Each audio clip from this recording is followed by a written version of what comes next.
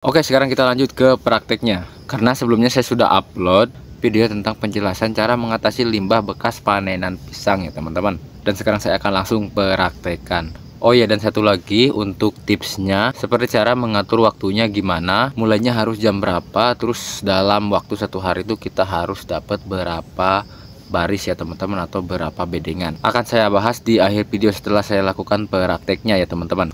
Oke, sekarang kita langsung ke prakteknya. Let's go.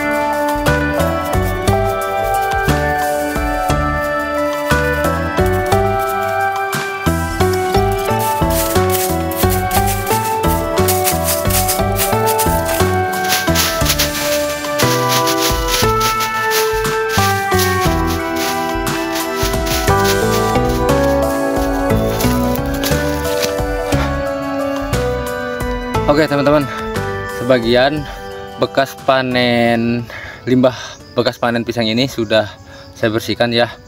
Namun cuma dapat 2 selokan ya, karena saya ngebersihin ini pas waktu sore hari ya, jadi nggak pagi hari.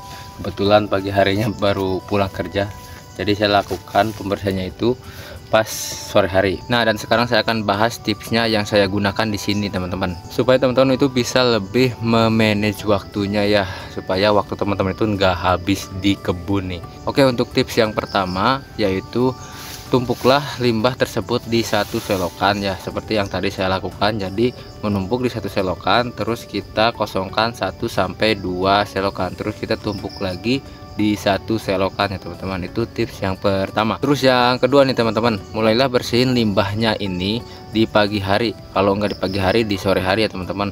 Kalau misalkan di pagi hari, waktunya itu sebelum terbit matahari, antara jam 6 sampai paling lambat itu jam 7.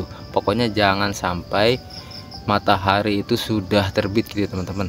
Supaya apa? Supaya tenaga teman-teman itu nggak cepet terporsir ya, atau nggak cepet capek lah intinya itu. Nah, kemudian tips yang ketiga nih, bersihkan kebun pisang semampu kalian ya teman-teman. Jadi jangan sampai dipaksakan. Kalau misalkan hari ini kita mampunya itu 2 selokan, atau bisa teman-teman mampu ngebersihin 5 selokan ya silahkan gitu. Yang penting jangan diporsir.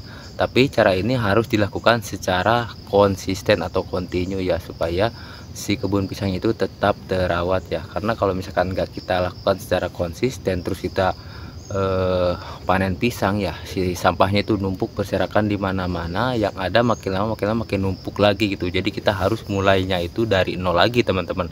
Oke, sekarang masuk ke tips yang keempat. Nah, untuk tips yang keempat ini teman-teman bisa batasi ya waktunya itu. Kalau misalkan kita mulai di pagi hari, teman-teman mulainya jam 6 pagi. Nah, teman-teman bisa batasi waktunya itu nyampe jam 10. Kalau sudah jam 10 teman-teman bisa pulang ya, jadi bisa istirahat di rumah. Terus yang kelima, jangan lupa pakai sepatu boot ya. Setiap kali kita ngebersihin kebun pisang, pokoknya kita harus safety lah. Pakai baju panjang, pakai topi, atau pakai kupluk lah, terus pakai sepatu boot supaya kita lebih safety ya, supaya lebih aman gitu. Nah, terus yang keenam, kalau yang keenam ini hanya opsi ya teman-teman. Teman-teman bisa melakukannya ataupun bisa tidak. Namun penting untuk dicatat ya. Jadi opsi yang keenam ini teman-teman, pas pertama itu misalkan limbahnya itu banyak ya, seperti yang tadi saya tunjukkan di awal video tuh. Nah, jadi si limbahnya itu berserakan di mana-mana. Nah, teman-teman bisa menggunakan tenaga kerja orang lain terlebih dahulu.